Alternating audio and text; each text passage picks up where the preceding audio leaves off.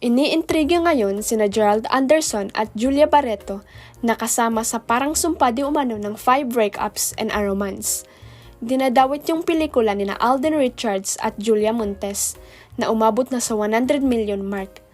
Nauna nang nagiwalay sina Daniel Padilla at Catherine Bernardo, Sian Lim at Kim Chiu, Richard Gutierrez at Sara Labati, at pasok di umano sa circle sina Maby Legaspi at Kailin Alcantara. Kaya ang natitirang slot daw iniintriga nilang sina Gerald at Julia.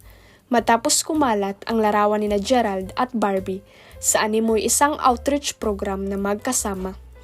Kung sa bagay ay event naman kasi ng kapamilya, kaya wala namang masama kung magkasama nga sila na binigyan lang ng ibang meaning ng netizens.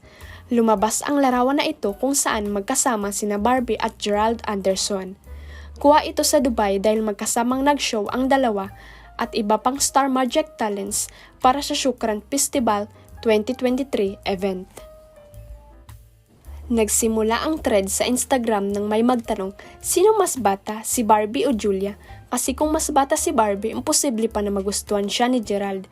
Sobra na ata kung ganun, na sinagot naman ng isang fan na 1 year lang tanda ni Julia kay Barbie. Both are in their mid-20s, Barbie is 25, Julia is 26.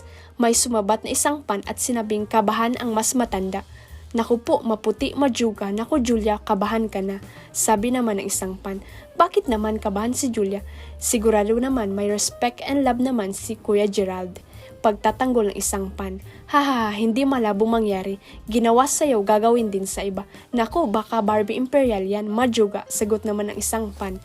Mga comments dito nakakatawa, tagal nang magkaibigan yung dalawa dahil laging nasa gym si Barbie at Gerald. Never nga nalink yan pa kaya ay may show lang sila at kasama pa ang mother ni Gerald. Kung sa bagay, ngayon naman lahat may opinion at interpretasyon, lalo na sa social media, as if manghuhula sila at alam ang mga nagaganap sa buhay ng kanilang idolo.